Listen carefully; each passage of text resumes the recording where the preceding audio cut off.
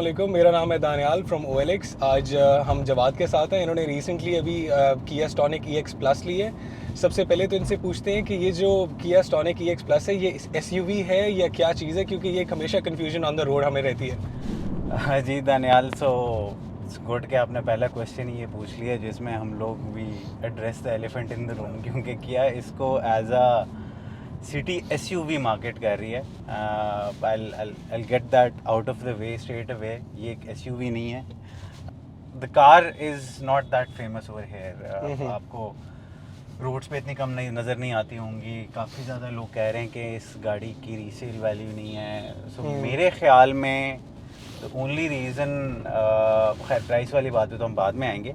The only reason जो मुझे लगता है कि ये नहीं चली इतनी ज़्यादा पाकिस्तान में जितनी इसको चलना चाहिए था, one of the main reason is the way they marketed it. इसको इन लोगों ने एक SUV फॉर द सिटी या सिटी SUV मार्केट किया है, जो कि प्रॉबली आप अपनी कैटेगरी में कह रहे हो कि यार आप सबसे छोटी SUV पाकिस्तान में आप ख़रीद सकते हो, जो कि किया स्टॉनिक है।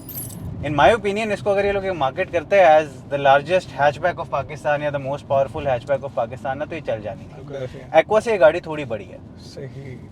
टोयोटा CHR एक गाड़ी आती है जो कि अगेन इम्पोर्टेड है, उससे हल्की सी छोटी है। And there is another hatchback जो कि है जो कि काफ़ी कम है। अच्छा, होंडा फिट से तो ये बड़ी है, ठीक है। लेकिन एक और जो कि थोड़ी सी कम है, मुझे वो गाड़ी बहुत पसंद है। एक मेरी रीज़न ये गाड़ी लेने की ये भी थी कि उससे थोड़ा बहुत मुझे वो वाली फील आती थी जो कि लेक्सस CT 200H।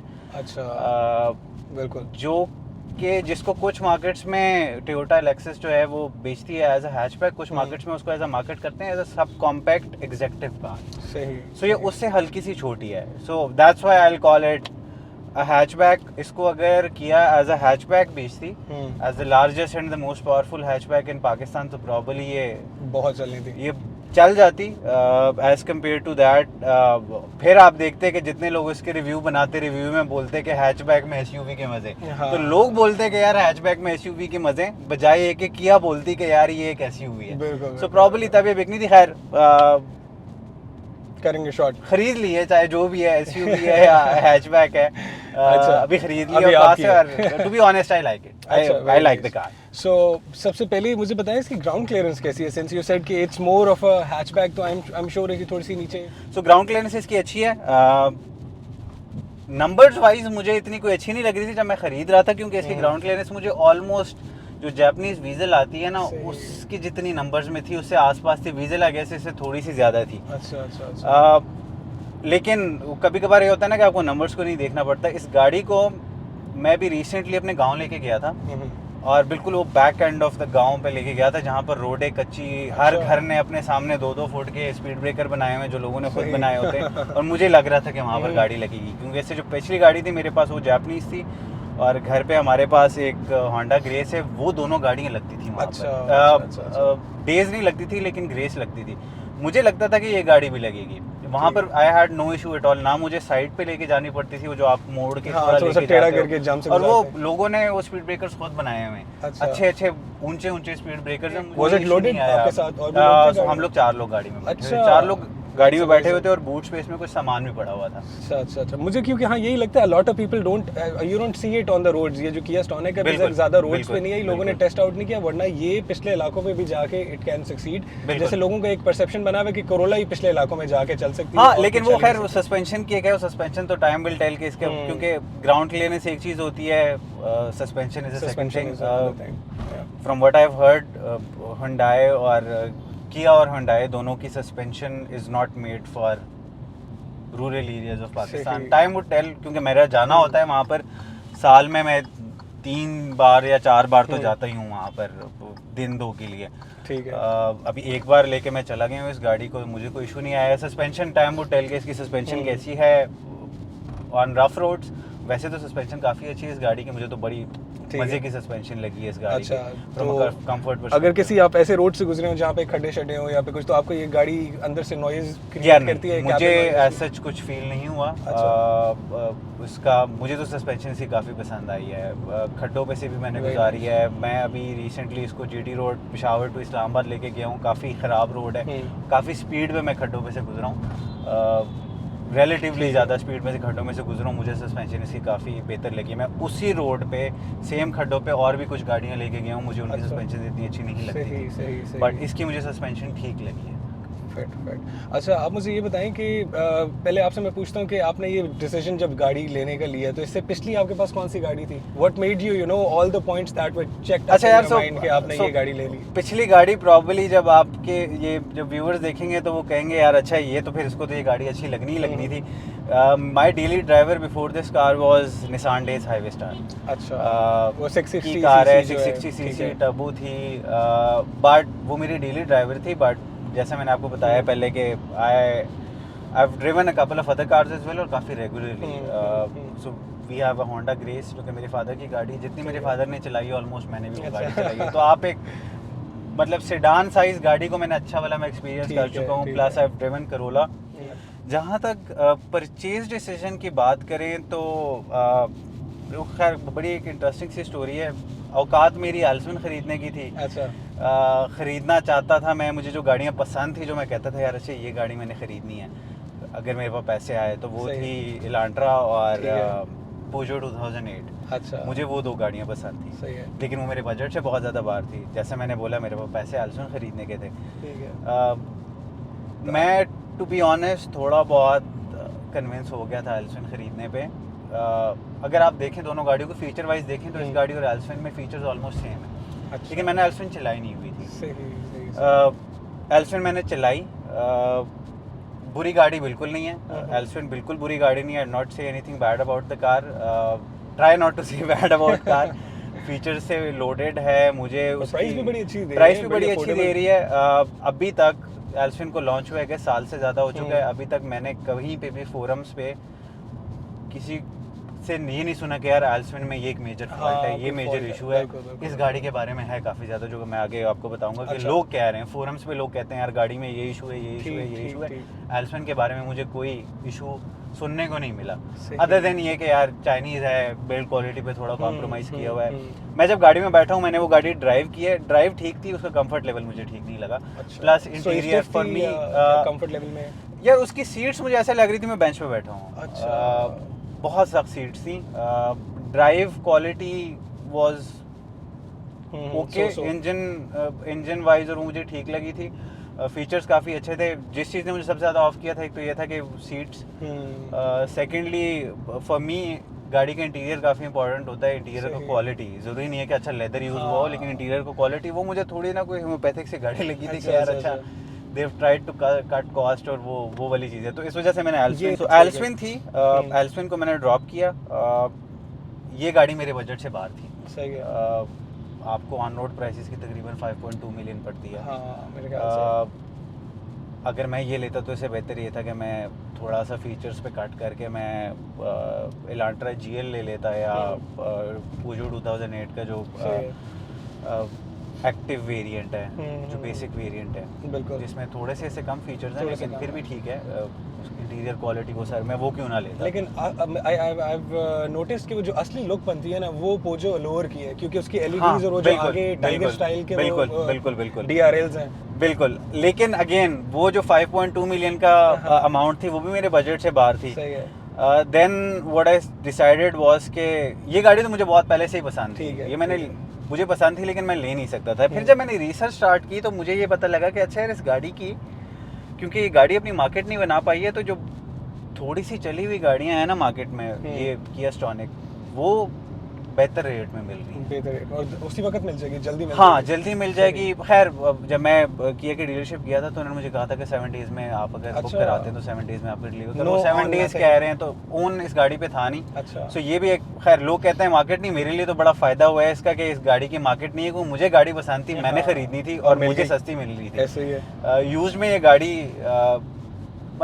5-6-7 हज़ार किलोमीटर चली हुई गाड़ियाँ जो थी वो ठीक रेट में मिल रही थी। अच्छा, पाकिस्तान में ये बड़ा प्रॉब्लम है कि लोग गाड़ी खरीदने से पहले गाड़ी बेचने का सोचना शुरू कर बिल्कुल देते हैं। बिल्कुल। सो मेरा वो नहीं है। मैं जब भी कोई गाड़ी खरीदता हूँ तो मैं उसको 4-5 साल, 3 से 5 साल तो रखता ही रखता हूँ। तो अच्छा, मेरा वो रीसेल वाला इतना नहीं होता। टू बी वेरी ऑनेस्ट, आप जब गाड़ी बेचने पे आते हो ना तो कोई भी गाड़ी बिक जाती है। मैं जब खैर आजकल तो डेज काफ़ी हो गई हैं। जब मैं डेज खरीद रहा था 2018 में, निसान डेज खरीदा, तो स्पेशली जब टर्बो वेरिएंट खरीद रहा था तो मुझे लोग कह रहे थे यार ना ख़रीदो, इसके पार्ट्स का इशू होगा, अच्छा। ये इसकी रीसेल नहीं होगी।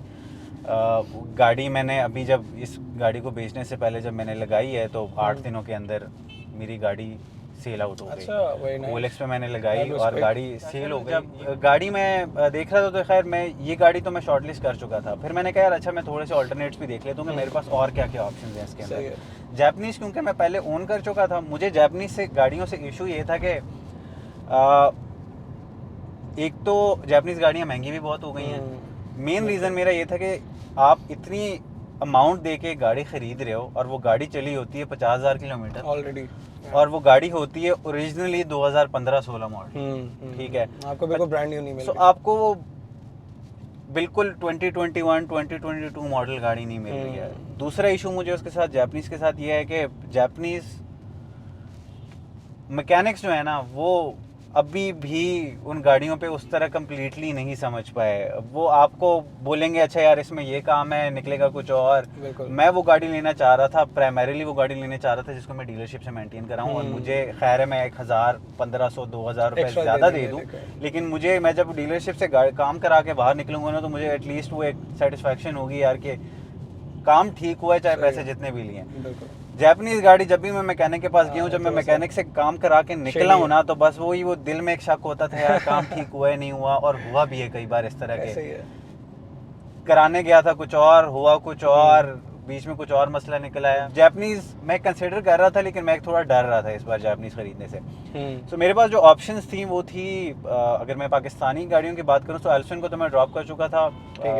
स्विफ्ट आ गई, यारिस आ गई, तो यारिस और सिटी आ गई। यारिस सिटी मैं बिल्कुल भी नहीं ले रहा था, मुझे वो अच्छा। गाड़ी बिल्कुल नहीं पसंद। सो वो तो बिल्कुल ही साइड पे कर बिल्कुल दो ना। साइड पे। तो आपने कहा कोई इस पे वो मैंने features नहीं देखा, है, उसमें कुछ मैं भी बैठा नहीं भी नहीं, मैं ना बैठा ना मैंने कुछ वो किया। सही है। ये जो ऑफिस में कुछ लोगों के पास है उनके साथ बैठ के एक बार चेक कर ली, मुझे यारिस और सिटी बिल्कुल नहीं पसंद। ठीक है। सो वो तो बिल्कुल ही आउट ऑफ द इग्नोर कर दिया आपने। इग्नोर कर दी मैंने। स्विफ्ट जो नया मॉडल आया है आई गेस GLX CVT, उसका जो टॉप ऑफ द लाइन हाँ, उन्होंने अपनी गेम इंप्रूव कर ली है हाँ सुजुकी वाले ने, बिल्कुल। सो with their वो मैं Titan कंसिडर Edition। कर रहा था। फिर 2-3 और गाड़ियाँ थी जो कि जापानीज़ में थी। सही है। इनिशियली मैं नोट ई पावर देख रहा था, नोट ई पावर की मुझे इंटीरियर बिल्कुल नहीं पसंद आया तो वो भी मैंने ड्रॉप कर दी। देन होंडा फिट मैं बजट में आ रही थी, वो मैं सिर्फ एक मजबूरी के तौर पे लेता वो गाड़ी, सिर्फ इस वजह से कि घर पे ग्रेस है, ग्रेस का मुझे आपका ग्रेस और फिट का जो प्लेटफॉर्म है सेम है। तो मुझे ग्रेस का एग्जैक्ट पता है कि यार इस प्लेटफॉर्म में क्या क्या मेंटेनेंस करानी होती है, क्या क्या चीज़ें करनी होती है, DCT ट्रांसमिशन है, क्या क्या इश्यूज होते हैं इन गाड़ियों के साथ। तो मैंने कहा अगर मैंने सेफ खेलना है और जापानीज़ लेनी है तो मैं प्रॉब्ली ये ले लूँगा। फिर बाद में मुझे एक गाड़ी मिली, एक लिस्ट में आई जो कि मुझे पसंद आई थी, जापानीज़ में थी, और उसमें ये था कि वो अब काफ़ी अप मॉडल भी आ रही थी। 2019 मॉडल 5,000-10,000 किलोमीटर चली हुई जो थी टोयोटा रेज। अच्छा, हाँ वो भी बड़ी fit गाड़ी है। 1000 cc टर्बो। वो SUV है। अगर आप कहते हो ना कि city SUV for the city, Toyota Raize is an SUV for the city, not this car. हाँ। वो गाड़ी थी, उसको मैं काफ़ी सीरियसली कंसिडर भी कर रहा था और मुझे वो गाड़ी पसंद भी थी, प्लस इट्स टोयोटा। तो आपका एक थोड़ा सा पीछे माइंड में भी आ हाँ, जाता है मुझे कि लग रहा safe था कि यार brand है, ठीक है, लेकिन उसकी प्राइस वेरिएंस काफ़ी ज़्यादा आ रही थी। हाँ। आपको 40 लाख की भी टोयोटा रेज मिल रही थी, आपको 58 लाख की भी मिल रही थी, जिसके अंदर काफ़ी ज़्यादा वेरिएंट्स आते हैं। Coming to the car mainly, आप जी, मुझे जी। सबसे पहले ये ऐसे बताएं कि इसके जो फीचर्स हैं, कौन से ऐसे फीचर्स हैं which you have been using a lot. जब से आपने गाड़ी खरीदी है आपने कहा यार गुड यार ये हर गाड़ी में होना चाहिए, यार और कुछ ऐसे फीचर्स बता दें जो आप बिल्कुल यूज नहीं कर रहे, जो पॉइंटलेस हैं। यार सो फीचर्स वाइज मैंने गाड़ी क्योंकि मेरा लॉन्ग पे होता है travel, cruise is a feature जो मैं, ठीक है। ये गाड़ी अभी तक मुझे ख़रीदे हुए 21 दिन हो गए हैं, 21-22 दिन हुए हैं। गाड़ी में 2000 चला चुका हूँ, 2000 में तकरीबन 1300 किलोमीटर में लॉन्ग पे चला चुका हूँ। सो अच्छा, क्रूज वाह। इज़ अ फंक्शन जो कि मैंने बहुत रेगुलरली यूज़ किया है लॉन्ग पे ठीक जब है, लेके इसमें जा रहा adaptive था। है या नॉर्मल वाला है? हाँ नॉर्मल वाला है, तो ठीक आप है। यहाँ से स्पीड इसको एडजस्ट कर सकते हैं, 2 किलोमीटर्स का इंक्रीमेंट होता है प्लस माइनस का। अडेप्टिव नहीं है ये। सो ये वाला फीचर हो गया, क्रूज़ का फीचर हो गया। इसके अलावा पार्किंग सेंसर्स जो हैं इसके उसको मैं फ्रंट काफ़ी- और rear फ्रंट और पे बैक हैं? दोनों और है, sides जो पे नहीं है? आपका नहीं साइड्स पे नहीं है। ठीक सो EX प्लस वेरिएंट जो होता है इसमें फ्रंट बैक आते हैं, हम्म। EX वेरिएंट के अंदर बैक है सिर्फ, बैक सेंसर्स हैं। ठीक है।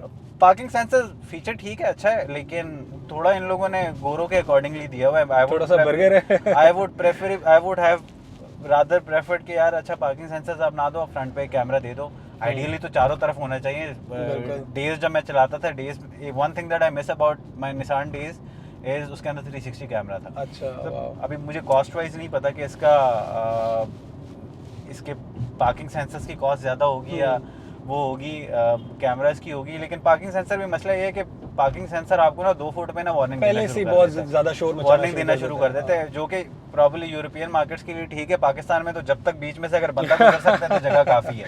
सही बात। तो ये आपको वो फाइनल वार्निंग जो वो बड़ी वाली वार्निंग देते हैं ना, वो 1 फुट पे देता है, और यहाँ पर तो आप मतलब बंदा फिर भी गुजर जाता है 1 फुट में। तो आपने बिल्कुल क्लोज पार्किंग करनी होती है। तो यस, पार्किंग सेंसर मैं यूज़ करता हूँ, लेकिन थोड़ा मुझे टाइम लगा है इसको गेट यूज टू। कि अच्छा यार कि इतना स्टार्ट में थोड़ा डरा देता था मुझे, ऐसे कोई चीज़ करीब आ रही है। तो जब मैंने मेजर करना स्टार्ट किया और मैंने इसका वो देखा है, यूज़र मैनुअल देखा है, तो उसमें उन्होंने डिस्टेंस का बताया हुआ था कि इतना डिस्टेंस। सो ये है एक फीचर जिसके बारे में आई वाज वेरी एक्साइटेड। उसने मुझे थोड़ा डिसअपॉइंट किया है और एक तरीके से थोड़ा अनोइंग भी है। मुझे थोड़ा ओसीडी है ऑफ टायर प्रेशर और टायर्स की क्वालिटी का। अच्छा, टीपीएमएस। हाँ, सो 2007 में, back in 2007 I was driving my Mehran on motorway, कोई 110-120 की स्पीड पे मेरा तेज चल रही थी। हाँ, सो मेरा फ्रंट टायर जो था वो बस्ट हो गया था। अल्लाह ने बचाया, गाड़ी उल्टी नहीं है, पता नहीं कैसे नहीं उल्टी। तो उसके बाद मेरा टायर्स के साथ बड़ा एक गंदा ओसीडी बन गया था कि यार मैं हर वक्त ना टायर के प्रेशर के बारे में ना हवा चेक कराता चाहिए भी। आई थिंक जब मैं गाड़ी खरीद रहा था I was very excited about this feature कि यार अच्छा इसमें टीपीएमएस है, सो मेरा एक वो वाला ओसीडी वाला मसला हल हो जाएगा। मसला ये बना है कि इसने मेरा वो बढ़ा दिया है, मेरा इशू बढ़ा दिया है।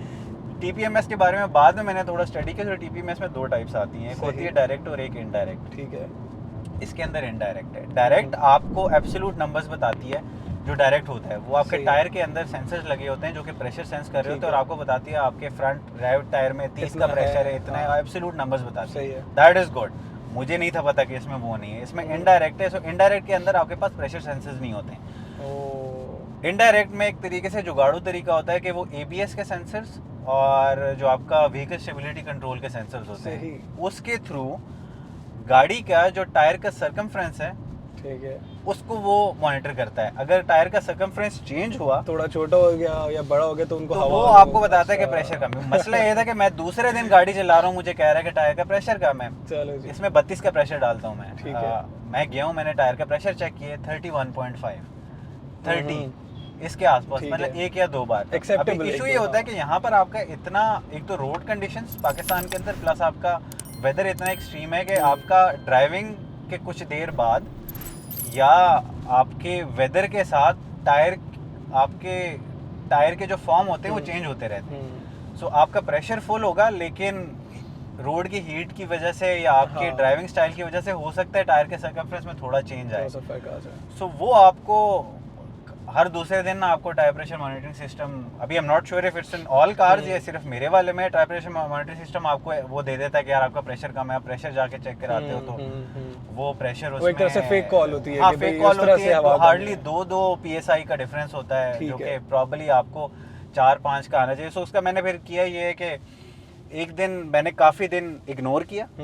इग्नोर करने के बाद जब मेरे पास तीसरी वार्निंग आई है तो मैं गया हूँ, तो वहाँ पर तकरीबन प्रेशर था 26.5-27 का, तो मैंने वहाँ पर रीसेट कर दिया उसको। सो मैंने स्टैंडर्ड 26.5-27 कर दिया। तो आज कोई 5वां दिन है मेरे पास वार्निंग नहीं है, लेकिन उसमें मुझे काफ़ी ज़्यादा वार्निंग ही नीचे वाले थ्रेशोल्ड। हाँ, मैंने वार्निंग नीचे वाले थ्रेशोल्ड पे कर दिया कि यार अगर यहाँ से आएगा, अभी तक 5वां दिन है, मुझे नहीं आया, लेकिन हो सकता है एनी टाइम आ जाए। मैं चेक कर रहा हूँ, प्रॉब्ली उससे ज़्यादा हो। सो अभी मैं फिलहाल उसको ठीक है टेस्ट ही कर रहा हूँ। एल्सन में है, लेकिन एल्सन में आई गेस सेम टेक्नोलॉजी है, इनडायरेक्ट जो होती है, जिसके अंदर डंडी मारी है उन्होंने। इन अदर वर्ड्स आपके पास ऑलरेडी 2 सेंसर मौजूद हैं, तो उन्होंने किया क्या कि उन्हीं 2 सेंसर्स को एक एक्स्ट्रा यूज ले लिया। तो आप परफेक्टली बता सकते हैं कि आपने सिटी के अंदर भी चलाई है, फिर मोटरवेज पे भी चलाई है, तो दोनों का एक्सपीरियंस बताएं, सिटी के अंदर भी और मोटरवे पे, क्योंकि मोटरवे पे सबसे मेन जो एक गाड़ी का आपको पता चलता है ना, वो तब जब आपके साथ से कोई बड़ा ट्रक या कुछ गुजरता है, the whole car moves and all. तो इसकी कैसी थी यार? सो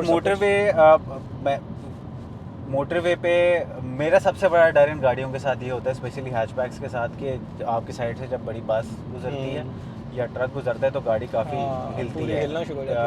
इवन मैं I have experience this with Pakistani city as well. ये वाली जनरेशन नहीं, इससे पिछली जनरेशन, क्योंकि वो सिटी मैं काफ़ी मोटरवे पे चला चुका हूँ। उसके भी जब साइड से कोई ट्रक या कोई चीज़ गुजरते थे तो वो भी थोड़ा सा हिलती थी। ये नहीं हिली। अच्छा, हाँ, ये नहीं हिली। मैं 120 पे जा रहा होता था, साइड से बढ़िया। ट्रक्स आते थे, मुझे लग रहा था कि ये हिलेगी। हाँ, प्लस इसकी stability on turns on high speeds is amazing. और स्टॉक टायर्स हैं भी इसमें? इसमें स्टॉक टायर्स हैं, ठीक है। मिशलिन के टायर आते हैं अच्छा, very nice. 16 inch. EX plus में 16 इंच आते हैं, जो EX वेरिएंट है उसमें 15 इंच आते हैं। टायर मिशलिन है 195/55 R16। Tyre in it self, जो चार टायर है, मैं इनकी प्राइस पता कराई थी कि लेट्स से मैं अगर कल को अगर मिशलिन के एग्जैक्ट ये टायर लगाता बाद हूँ में तो change करा दूँ। At the time of recording this video in tyres की चारों टायर की प्राइस है 1,25,000। Oh wow. सो ये एक अच्छा आजकल वाला वैसे ही खर्चा आ टायर्स जाना है। बहुत ज़्यादा महंगे टायर्स हो गए बहुत महंगे हो चुके हैं, और स्पेशली अगर आप मिशलिन के टायर अगर इसमें लगे हुए हैं, from what I have scene, ये वाला जो साइज़ है 195/55 R16 वाला, सही है। इसमें आपके पास बहुत कम ऑप्शन हैं। चाइनीज़ ब्रांड्स में आई गेस नहीं आते, डनलॉप में आते हैं और योकोहामा में आते हैं। ठीक है। चाइनीज़ में आई गेस कोमो में आते हैं, लेकिन कोमो में 15 आते हैं जो कि EX में लगे हुए हैं। अच्छा। उसमें 16 वाले मैंने अभी तक नहीं देखे। मोटरवेज पे जब आप जा रहे थे, आपने कोई टॉप स्पीड टच की हो, या फिर कितनी स्पीड पे जाके कंफर्टेबल थी, उसके पॉइंट से आगे आपको लग रहा था कि या आप सो यहाँ आई से हैवंट, निकल गए? क्योंकि मेरे साथ फैमिली थी? अच्छा, अच्छा। मेरी छोटी बेटी है, सो मैं बहुत ज़्यादा नहीं गया। मैं यूजुअल इसको 120-125 पे चलाता रहा हूँ। That's safer. वापसी पे ये हुआ था कि वापसी पे मैं बहुत सुबह सवेरे निकला था, मैंने नाश्ता नहीं किया था, तो मैंने रास्ते में डोनट उठाया। जब मैं डोनट खा रहा था तो मेरी एक आदत है कि मैं थोड़ा गाड़ी पे मेरा कंट्रोल हो, तो मैंने क्रूज़ ऑफ कर दिया। ठीक है। क्रूज़ मैंने ऑफ किया, थोड़ी देर बाद मुझे पुलिस वाले ने रोक दिया, मुझे चालान हो गया। सो वो जो जिस मकसद के लिए मैं करना चाह रहा था वही वो हुआ। जब मैंने स्पीड चेक की तो मैं 145 पे था, और मुझे पता नहीं लगा कि मैं अच्छा, पता भी 145 नहीं टच लगा। कर गया हूँ। और मुझे 750 का चालान हो गया मोटरवे पे। काफ़ी ज़्यादा लोग कहते हैं कि इसका इंजन अंडर पावर्ड है। मोटरवे पे उस स्पीड पे, जिस स्पीड पे मैं जा रहा आपको चाहिए, था, ज़रूरत है, RPM हाँ। Was somewhere between 2700-2800। ठीक है। सो अगर ये अंडर पावर्ड गाड़ी होती तो इसका RPM 3 से 4 के बीच हाँ, में होता, या 4 के बिल्कुल। करीब होता। सो इसका RPM वाज, जब मैं स्पीड पे जा रहा था, 2800 से ऊपर नहीं आया। हाँ, ठीक जब है। थोड़ा स्लोप आता था, थोड़ी चढ़ाई सी आती, क्योंकि मोटरवे पे आपका वेरिएशन आ रही हाँ, होती है, variations आ रही तो होती है। 3000 पे चला जाता था। लेकिन स्ट्रेट रोड पे 27-2800, 120-125 की स्पीड पे जब मैं जा रहा था, तो ठीक ये है। RPM दे रहा था। अच्छा, आपको ऐसा फील नहीं हो कि ज़्यादा एक्स्ट्रा जान मार रही है गाड़ी, मतलब वो अपनी अच्छा, सो वो जो जान वाली चीज़ है वो आपको सिटी में फील होगी। हाँ, वो उसमें इंजन की कोई गलती नहीं है। ठीक इस गाड़ी में इन्होंने दिया हुआ है ऑटोमेटिक ट्रांसमिशन, इसमें CVT नहीं है। सही। आ, CVT नहीं है इसमें, फिर normal so normal automatic transmission है, इसके अंदर अच्छा। 6 गियर है। सो वो होता ही है कि आपने लेट्स से पाँव दिया गाड़ी को, तो आपको- गाड़ी पहले बिस्मिल्लाह पड़ेगी, ठीक है। फिर उसके बाद जाएगी।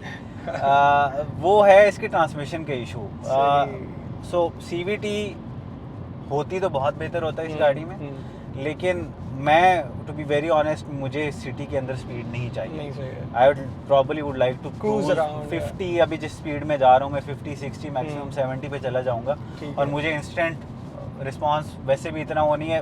आपका रीबर्थ आती थी, रीबर्थ में भी इशू होता था। तो रीबर्थ के लोग क्या करते थे, पहले एक पंप करते हाँ, थे, फिर एक फिर और सेकंड पंप पंप करते थे, तो आपका जो गियर बॉक्स होता था वो ठीक है, एक्टिवेट हो वो जाता एक्टिवेट हो जाता, तो वो आपकी गियर शिफ्ट नहीं सीखा। आपने अगर बहुत करना है, आप ट्रिप्टॉनिक में शिफ्ट करने सही हैं इसको, यहाँ से आप गियर शिफ्ट करें तो अच्छा, उसमें कोई इशू manually। नहीं आता। सो ठीक मैनुअली है, आप ठीक है। इसको कर सकते हैं। सही। इसको आप राइट पे करेंगे तो ये हो जाता है। और सो वो एक चीज़ है। लेकिन CVT का एक जो प्लस पॉइंट मुझे नज़र आ रहा है इसका CVT ना होने का, वो खैर हर बंदे की, जब बंदा खरीद लेता है हाँ, इतनी point of महंगी view चीज़, तो change फिर हो जाता वो कोई ना कोई उसमें पॉजिटिव पॉइंट ढूंढ रहा होता है। ऐसे तो मैंने उसमें पॉजिटिव पॉइंट ये ढूंढ लिया कि CVT का आपको ऑयल चेंज और मेंटेनेंस करानी पड़ती है आफ्टर एवरी 30,000 किलोमीटर, जो कि सही। आपको कॉस्ट करती है somewhere around, depending on which car you drive, brand पे डिपेंड करता है, समवेयर बिटवीन 10,000 to 15,000 रुपीज़, कुछ की तो 20,000 तक भी चली जाती है। इस गाड़ी का ट्रांसमिशन ऑयल चेंज होता है 90,000 किलोमीटर। अच्छा, 90,000। 3 टाइम्स ऑफ व्हाट आपने CVT का कराना है। हाँ। सो वो एक चीज़ है। लेकिन खैर वो आप जोर से एक पॉजिटिव पॉइंट ढूंढ रहे होते हो, CVT नहीं है। लेकिन मेरे लिए टू बी ऑनेस्ट काफ़ी ज़्यादा लोग जो फोरम्स में देख रहा था उसमें वो इस चीज़ को वो कर रहे थे कि अच्छा यार, इसका जो आप एक्सीलेटर देते हो तो ये थोड़ी देर बाद रिस्पांस करती है। Yes, that's a downside, but for me it's not a downside, क्योंकि मुझे क्योंकि आपने भगाने मैंने की रेस गाड़ी ली लगानी नहीं नहीं है। है, मैंने हाँ। रेस लगानी नहीं है। अच्छा। वो खैर एक तो असल में वो एक अबाउट माइलेज जवाद भाई, जब आप मुझे बताएं मोटरवे पे भी और सिटी के अंदर भी, ये जो आपने मुझे इसके ट्रांसमिशन का बताया, तो इससे कोई डायरेक्टली इम्पैक्ट तो पड़ता होगा यार average पे उसका। सो एवरेज अगेन फोरम्स के ऊपर काफ़ी ज़्यादा लोग इसकी एवरेज के बारे में कंप्लेन कर रहे थे। ठीक है। वो कह रहे थे कि ये गाड़ी आपको 9 की एवरेज देती है सिटी के अंदर, that is not good. Long पे कह रहे थे कि 12-13 की देगी। सही है। मैंने इस गाड़ी को चलाया है। सो हुआ ये है कि जब ये गाड़ी मैंने ख़रीदी है, पहले 3 दिन इसने मुझे 9 की एवरेज दी। ठीक है, 8,000 चली हुई थी। मैंने जिससे ख़रीदी थी उसको मैंने पूछा, मैंने कहा यार आप मेंटेनेंस कहाँ से कराते थे? वो कहते हैं यार मैं अपने बंदे से कराता था, मैं बाहर से ऑयल चेंज कराता था। मैं इसको लेके क्यों किया पे जाके मैंने इसके सारा जो इसकी सर्विस चेकअप होता है वो कराया, मैंने इसका ऑयल चेंज कराया, एयर फिल्टर चेंज कराया, ट्यूनिंग कराई। अभी एट दिस मोमेंट ये गाड़ी मुझे विद इन सिटी दे रही है समवेयर बिटवीन 12-13.5। और मोटरवे पे इसने मुझे जाते वक्त दी है 16 और वापसी पे आते हुए तकरीबन 15 दी है, क्योंकि मैंने भेरा के बाद एसी लगाया हुआ था। सही। सो उसने मुझे वापसी पे दी है 15। सिटी के अंदर अगर आपको इससे भी ज़्यादा बेहतर एवरेज चाहिए 12 से 13.5 के ऊपर, मुझे किया वालों ने भी यही बताया था जब मैं उनकी डीलरशिप गया था। जब मैं इसका वो कराने गया था, उन्होंने कहा था अगर आप विद इन सिटी इसका RPM 2 से नीचे रखते हैं तो आप इसको 14-15 प्रॉब्ली 16 तक भी 17 तक भी लेके 17 तक लेके जा सकते हैं। ठीक है। RPM अगर 2 के अंडर रखते हैं आप, RPM आप हाई लेके जाएंगे तो इसका एवरेज कम होगी। सो ये एक है, लेकिन वही बात है कि हर बंदा यूजुअली लोग पाँव देते हैं। मैं I drive somewhere in the middle. तो ये लेकिन मुझे जो पुराने ओनर थे वो इसमें लिक्विड मॉली का ऑयल डलवा रहे थे। अच्छा, लिक्विड मॉली अच्छा ऑयल है, सबसे बेस्ट ऑयल है इस वक्त मार्केट। मैंने किया के पास गया हूँ, किया वालों ने इसके अंदर जो किया का रिकमेंडेड किया का अपना ऑयल आता है, जिसपे के बारे में काफ़ी लोगों ने ये भी बोला है कि वो ऑयल अच्छा नहीं है। मैंने वो ऑयल डलवाया और उसके बाद जब मैं इसकी फ्यूलिंग कराता हूँ तो इसमें मैं तकरीबन 10 लीटर हाई ऑक्टेन डलवाता हूँ। ठीक है। और मिक्स ऑफ बोथ। हाँ नहीं, so not even a mix of, hardly 20% मेरे ख्याल में टैंक आपके इसके 45 लीटर का टैंक है। ठीक है। सो तकरीबन 20% या उससे थोड़ा ज़्यादा बन जाता होगा। 10 लीटर में इसमें हाई ऑक्टेन डलवाता हूँ, बाकी इसमें मैं नॉर्मल फ्यूल डलवाता हूँ। उससे भी अच्छा, उससे उस पर फ़र्क नहीं पड़ा, फ्यूल एवरेज पे फ़र्क नहीं पड़ा। उससे जहाँ पर फ़र्क पड़ा है, इसके गाड़ी के बारे में एक और भी कंप्लेन है, वो ये है कि इसके इंजन की नॉकिंग की नॉइज़ है। अच्छा, ठीक है। वो किसी एक पॉइंट पे आके मतलब माइलेज के बाद आती है नहीं, कि वो चल जाए? थ्रू आउट लोग कह रहे हैं कि इंजन की, कुछ लोग कह रहे हैं कि अच्छा आप जब 5,000 किलोमीटर वाला इसके जब सर्विस कराओगे तो उसके बाद इंजन की नॉकिंग नॉइज़ ख़त्म हो जाएगी। मैंने जब ये गाड़ी ख़रीदी है, इंजन नॉकिंग नॉइज़ थी, मैंने इसकी ट्यूनिंग कराई है, मैंने इसका ऑयल चेंज कराया है, मैंने इसके फ्यूल का रेशो कराया है। मुझे किया वालों ने बोला था कि आप हर थर्ड टैंक जब फुल कराते हैं इसको आप हाई ऑक्टेन से फुल करा लिया करें। सही है। मैंने इसको थर्ड टैंक हाई ऑक्टेन से नहीं कराया, क्योंकि मेरा निसान डेज के साथ ये आदत बनी हुई थी कि मैं उसके अंदर एक सर्टेन अमाउंट डालता था, सर्टेन हाई ऑक्टेन, और बाकी मैंने कहा मैं वही कर लेता हूँ, बजाय कि मैं हर तीसरा टैंक फुल कराऊँ हाई ऑक्टेन से और मुझे वो वाला टैंक बहुत महंगा पड़े, बजाय कि मैं उसको स्पेस आउट करा दूँ। और वो उसके बाद इसमें ना नॉकिंग की आवाज़ आई है। एवरेज पे हाई ऑक्टेन से टू बी वेरी ऑनेस्ट मुझे कोई डिफरेंस फील नहीं हुआ।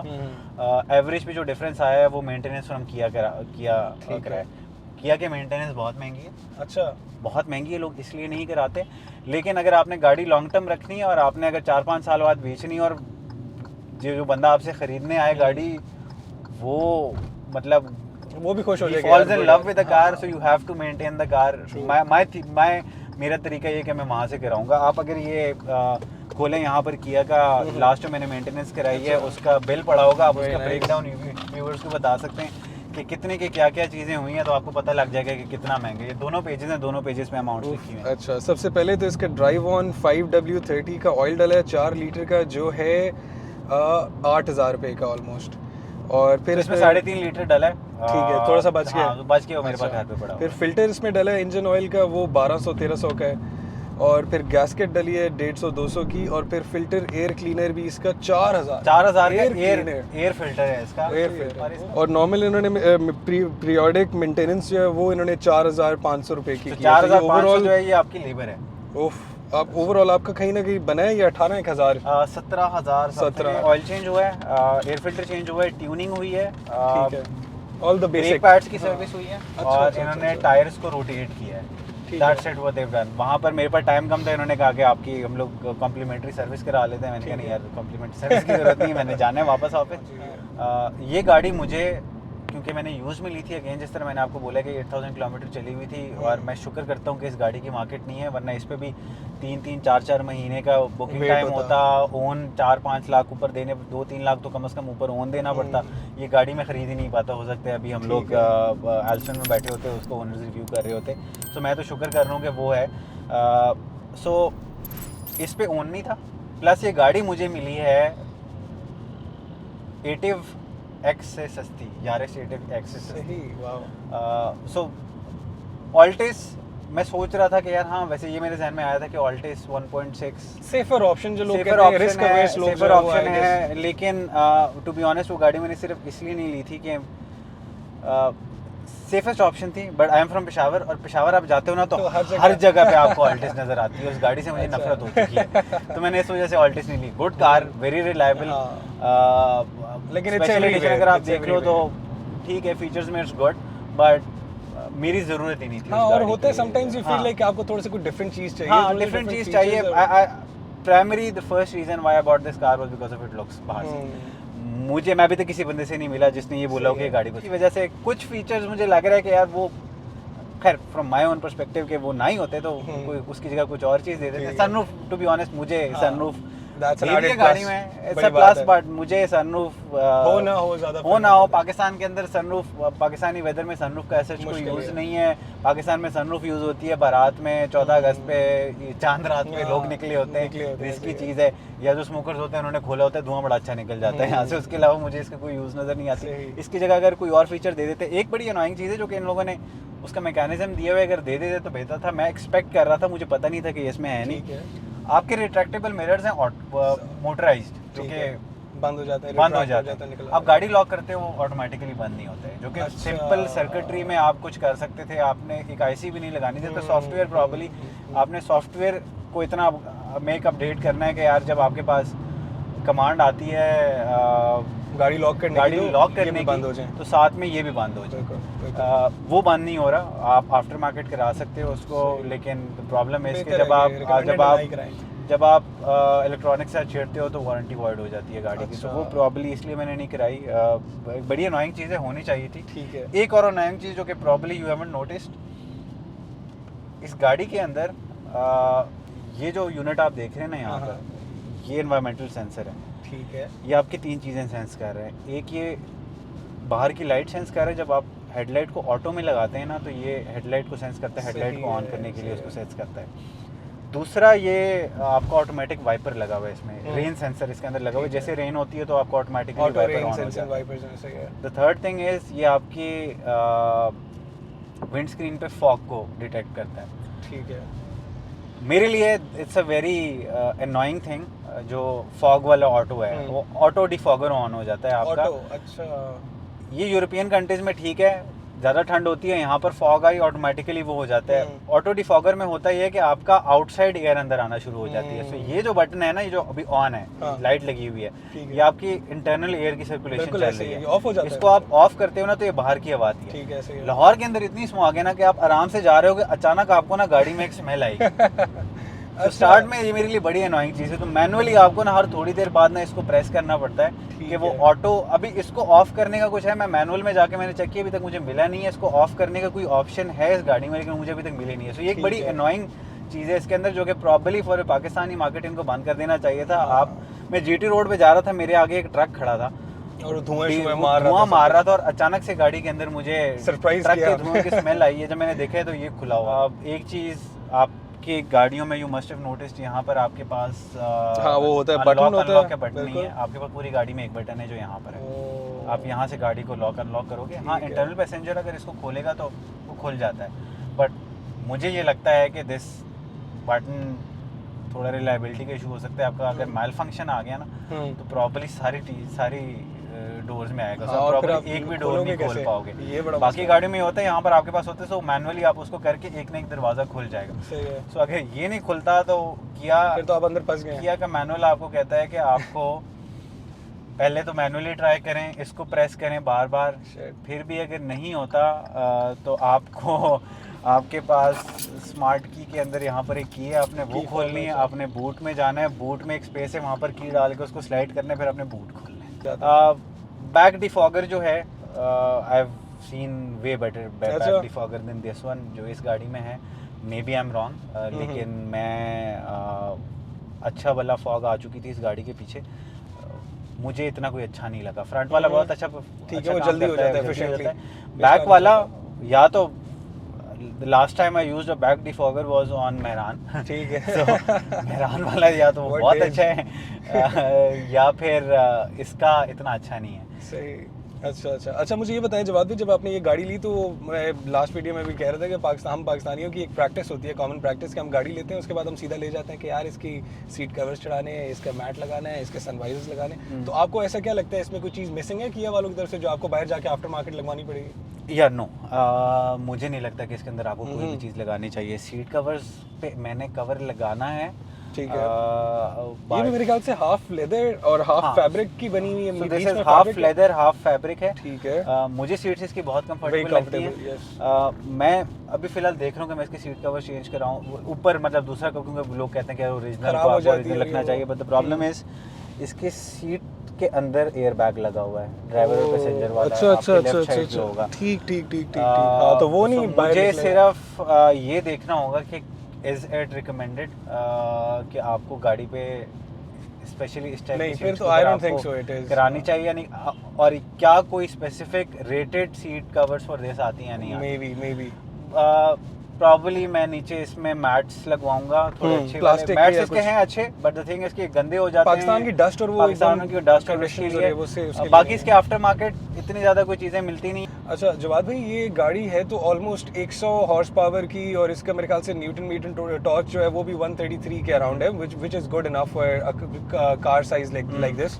तो आप मुझे बताएं, आपने कभी इसको भगाई हो 0 to 100 टेस्ट आउट किया हो? यार टू बी ऑनेस्ट नहीं, क्योंकि जैसे मैंने पहले बोला था कि मैं आई वुड प्रॉब्ली वांट कि हाँ गाड़ी जाए तेज जब मैं मोटरवे पे जाऊँ, सिटी के अंदर एडिकेट हो। So I have not tried it. वो भी एक खैर रीज़न है कि इसको इस गाड़ी की परसेप्शन कुछ इस तरह बन गई थी लॉन्च होने के टाइम पे। हमारे कुछ पाकिस्तानी भाइयों ने जो कि गाड़ियों के रिव्यूज़ करते हैं, उन्होंने किया उन्होंने एक बाहर के एक यूट्यूबर के रिव्यू देखा जिसने ये वीडियो में ये बोला हुआ था कि इस गाड़ी का नाम स्टॉनिक इसलिए है कि स्पीड और टॉनिक को मिक्स किया हुआ है। अच्छा, वो लेके ना, वो छाप के ना हमारे सारे पाकिस्तानियों ने अपने रिव्यूज और इस वीडियो के गाड़ी के बारे में बात की, और भगाना तो गाड़ी शुरू में कर दी। परसेप्शन बन गई कि ये गाड़ी की स्पीड अगर है ना इसके अंदर तो ये 0 to 100 अच्छी करेगी। ठीक है। यार वो इन्फॉर्मेशन गलत थी। It's not speed and tonic, it's stylish and iconic. अच्छा, ठीक है, प्रॉब्ली किया वाला ने भी उसको करेक्ट नहीं किया कि stylish and iconic, it's not ST speed वैसे एंड makes more sense। हाँ, बिल्कुल, so yes, the car is stylish, iconic, it's debatable, बंदे पे डिपेंड करता है। So नहीं, मैंने इसका 0 to 100 नहीं किया। मुझे इसकी एक्सेलरेशन इनफ लगती है for a city and even for a motorway. आपने अगर बहुत इंस्टेंट चाहिए, अगेन लाइक आई सेड, इसको आप मैनुअल पे शिफ्ट कर दो, आपको बेहतर, आप खुद से शिफ्टिंग कर लें, आपको बेहतर मिल जाएगी। स्टीयरिंग की स्टिचिंग इज वेरी नाइस। हाँ। कैसा आपको फील होता है? यार स्टीयरिंग इज़ वेरी कंफर्टेबल। एक तो इस गाड़ी के जो आप सिंपली एक फिंगर से आप स्टीयरिंग इज़ वेरी स्मूथ। इस गाड़ी को चलाने के बाद मैं सिविक में बैठा था, हमारे एक दोस्त हैं जिन्होंने अभी रिसेंटली सिविक खरीदी अच्छा, है। Civic x. हाँ, सिविक एक्स खरीदी है। सो वो मेरी गाड़ी टेस्ट कर रहा था, मैं उसकी गाड़ी टेस्ट कर रहा था, क्योंकि सिविक एक्स भी मुझे एक मिल रही थी जो मेरे नेबर बेच रहे थे, तो मैंने कहा हो सकता है वो भी मैं कंसिडर कर लूँ, लेकिन मुझे इतनी बड़ी गाड़ी चाहिए नहीं थी, तो प्रॉब्लम मैंने नहीं ली। तो ऑलमोस्ट सेम बजट आपने सिटी के अंदर ही रखनी है, चलानी है। सो जब वो मैंने चलाई तो मुझे उसका स्टीयरिंग बहुत सख्त लगा। इसका स्टीयरिंग बहुत स्मूथ है, इसका स्टीयरिंग बहुत स्मूथ है, इसकी ड्राइव क्वालिटी अच्छी है। ड्राइव में जो नॉन स्मूथनेस आती है वो सिर्फ इसके ट्रांसमिशन की वजह से आती है, वो जो हल्का सा आपको एक झटका मिलता है। Other than that drive quality is amazing, सब कुछ मुझे इसका बहुत अच्छा लगा है। Cabin space to be honest for me is enough. हम 3 लोग हैं, मेरी एक छोटी बेटी और मेरी एक वाइफ है। लेकिन मैं जब अभी इसको लॉन्ग पे लेके गया था, तो मैं एक शादी पे गया था फैमिली पे, तो शादी पे मैंने बारात के चक्कर बहुत लगाए हैं गाड़ी भर के। अच्छा। तो मैं इसको फुली लोडेड 5 लोगों के साथ गया हूँ, और पीछे मेरे एक चचा जिनकी 6 फुट की हाइट है उन्होंने बैठे हुए थे, और मैं उनसे बार पूछ रहा था कि मैं खुद गाड़ी में पीछे नहीं बैठा था। मैंने कहा तंग तो नहीं है आप। एक चीज़ जो मुझे लगी है प्रॉब्लम, जिसकी वजह से लोग कहते हैं कि इसकी rear space leg room is enough, but the thing is it feels a bit claustrophobic, क्योंकि आपका रूफ थोड़ा नीचे आता है। सो वो आपको क्लॉस्ट्रोफोबिक फील होता है। दूसरा ये कि मुझे ये फील होता है कि इसकी जो फ्रंट दोनों सीट्स हैं ना, इसमें कोई बहुत ही ज़्यादा एडजस्टमेंट इन्होंने दी हुई है आगे पीछे की। सो अगर आप इसको बहुत पीछे करते हो ना, जब इसको मैंने बहुत पीछे किया है तो बहुत ही पीछे चली तो जाती आई एम 5'11", पाँव तकरीबन मुझे सीधा करना पड़ रहा था एक्सीलरेटर और ब्रेक के लिए। और वो कंफर्टेबल ड्राइविंग, आप स्टीयरिंग को आपने इस तरह पकड़ा हुआ है, और सो प्रॉब्ली अगर आप सीट्स को अगर आप हाफ पे रखोगे ना, तो अभी मैंने फिलहाल इस सीट को आई गेस हाफ से थोड़ा पीछे रखा हुआ है।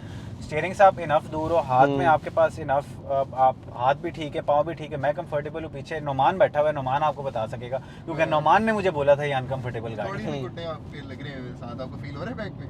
हाँ यार आई थिंक जवाद भाई this car is meant for new couples, और या जिनके एक दो छोटे बच्चे हैं। हाँ, अगर आपके पास फैमिली अगर, कार हाँ, है। आपके पास अगर ज्यादा आपने अगर ज्यादा लोग नहीं बिठाने हाँ, गाड़ी के अंदर, हाँ, और छोटे बच्चे पीछे बैठने हैं, तो उनके लिए तो लेग रूम का कोई हाँ, इशू हो ही नहीं सकता। बिल्कुल ना। बिल्कुल। और प्लस ये 6 एयर बैग्स, ये एक बहुत अच्छी चीज है जो सेफ्टी के वाइज बहुत it's very important when you have kids in the car. 6 air bags हैं इसके अंदर, फ्रंट पे ये 2 लगे हुए हैं, आपके पास दो साइड पे होंगे और दो कर्टन एयर बैग्स हैं जो कि फ्रंट बैक दोनों को कवर करते हैं। बीच में जो ये वाला पिलर है, बी पिलर कहते हैं आई गेस इसको, तो इसमें लगा हुआ है जो कि कर्टन एयर बैग आता है, इस यहाँ पर भी आ जाते हैं और पिछली सीट पे भी आ जाते हैं। अच्छा एक चीज़ I am not sure, I have not notice in other cars, probably ये किया से है, if I am wrong someone can correct me in the comment section, आप पैसेंजर एयर बैग को ऑफ कर सकते हो।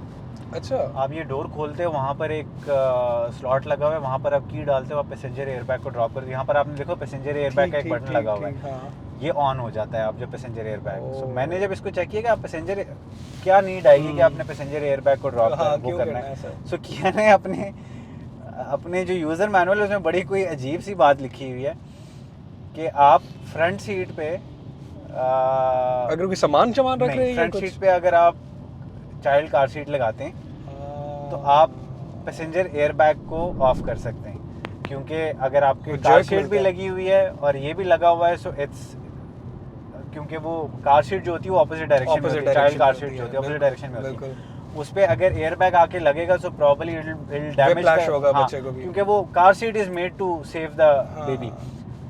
बाकी सारी गाड़ियों में कहते हैं कि आप कार सीट पीछे लगाएं, लेकिन जिस सेगमेंट के लिए ये गाड़ी बनी है those are probably more young people and this they've designed for probably single couples जो कि अपने बच्चे को पीछे नहीं बिठा सकते क्योंकि उन्होंने उसको देखना भी होता है, या सिंगल ड्राइवर है और साथ वो है या सिंगल मदर अपनी, लेकिन आखिर में उन लोगों ने बोल दिया कि but we won't recommend putting car seat on the front seat, लेकिन आपने इतना बड़ा फीचर दे दिया कि आप पैसेंजर एयर बैग को बंद करें, लेकिन आप रिकमेंडेड नहीं, लेकिन आप करें नहीं, लेकिन आपने बोल भी दिया कि आप पैसेंजर एयर बैग को आप बंद कर सकते हैं। तो एक मुझे एक बड़ी अजीब सी चीज लगी है इस गाड़ी में कि आप पैसेंजर एयर बैग को ऑफ कर सकते हैं, बाकी कोई एयर बैग ऑफ नहीं होगा, पहली बार मैं सुन रहा हूँ ये बात, लेकिन ये वाला जो एयर बैग है ये ऑफ हो जाएगा। ठीक है, चलिए talking about the infotainment now, मुझे बताएं कि आपको अभी तक कैसा है, आपका एक्सपीरियंस रहा है, लर्नर्स कर्व कैसा था, आपको इजीली समझ आ गई थी क्या चल रहा है इसके अंदर? या हाँ, सो वो अभी तक टू बी ऑनेस्ट मैंने इसको सिर्फ म्यूजिक के लिए यूज़ किया है, और एंड्रॉइड ऑटो यूज़ करते हैं, एंड्रॉइड ऑटो, एप्पल कारप्ले दोनों सीमलेस रहा है, काफ़ी ज़्यादा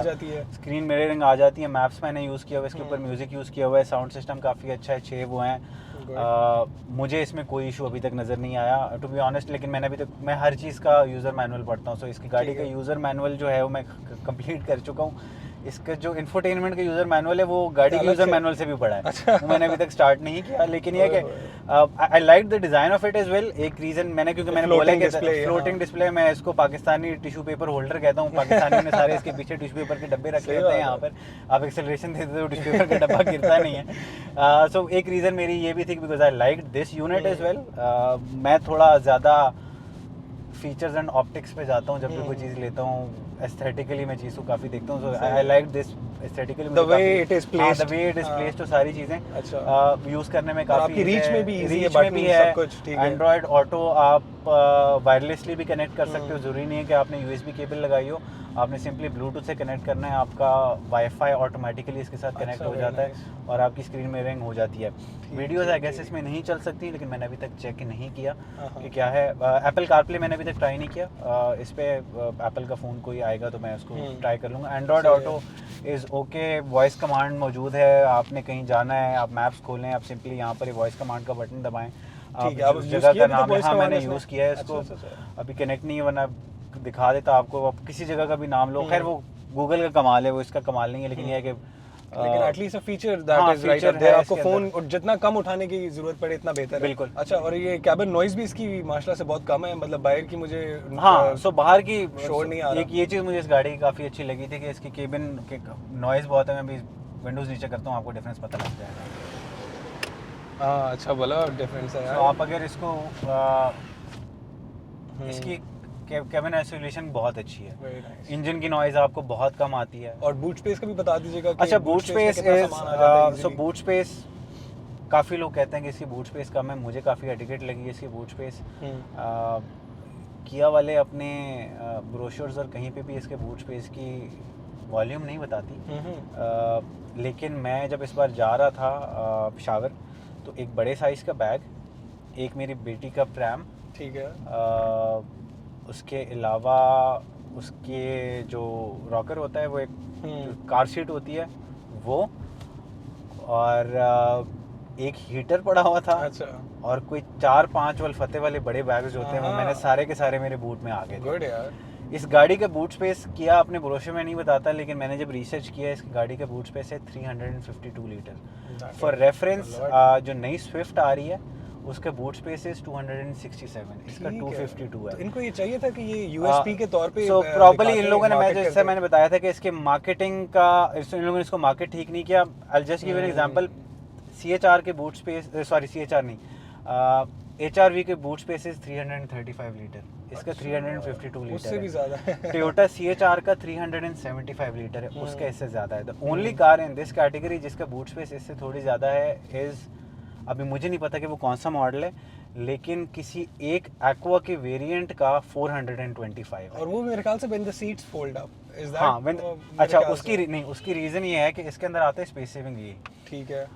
एक्वा के अंदर डेप्थ ज़्यादा है क्योंकि उसके अंदर आता है आपके पास टायर पंक्चर किट, आपके पास व्हील नहीं आता। बिल्कुल। इसकी अगर आप व्हील निकाल के नीचे वाले एरिया भी ले लो तो प्रॉब्लली उससे ज़्यादा होगा वो। ठीक तो है, इसके और बूट foldable स्पेस seats हैं? इन माय ओपिनियन, हाँ, सो इसका 40-60 का स्प्लिट है, अगर उसको आप डाउन कर सही देते है। हैं तो आपके पास बूट और स्पेस ज्यादा बूट हो स्पेस आ जाती जाती है। है। वेरी नाइस यार। ये तो मतलब आप लंबी कोई चीज रखनी हो तो वो भी आप इजीली पीछे बिल्कुल प्लेस कर सकते बिल्कुल, हैं। आप उसको प्लेस कर सकते हैं। इस प्राइस रेंज में जो आपने ये गाड़ी आपको मिली है, आप मुझे जवाद भाई बताएं कि आप would you recommend this car किस किस को रिकमेंड करेंगे? मतलब आप कहेंगे कि small family with a kid perfect car, या बॉयज़ के लिए भी ये परफेक्ट कार है, आप क्या कहते हैं? यार सो अगर मैं प्राइस रेंज की बात करूं तो अगर शोरूम से निकलवानी है तो probably it's not value for money. अच्छा। ये गाड़ी कम से कम 3-4 लाख सस्ती होनी चाहिए थी जो ठीक इसकी है। अभी प्राइस है। अगर आपने ये गाड़ी लेनी है तो आई रिकमेंड कि आप इस गाड़ी को थोड़ी चली हुई ढूंढें। ठीक है। अगर आपको ये गाड़ी पसंद है तब, क्योंकि थोड़ी सी मार्केट गाड़ी की डाउन है, इजीली निकल जाती है। If you are not if you are a small family, 2-3 लोगों की आपकी फैमिली है और आपके पास ज़्यादा पीछे वाले जो स्पेस है अगर वो बहुत ज़्यादा यूज़ नहीं हो रही और आप रीसेल वैल्यू को आप ज़्यादा माइंड में नहीं रखना चाहते और लॉन्ग टर्म में गाड़ी यूज़ करना चाह रहे हैं और आपके लिए क्वालिटी, बिल्ड क्वालिटी हुई प्लस फीचर्स इंपॉर्टेंट है तो आप ये गाड़ी ख़रीदें।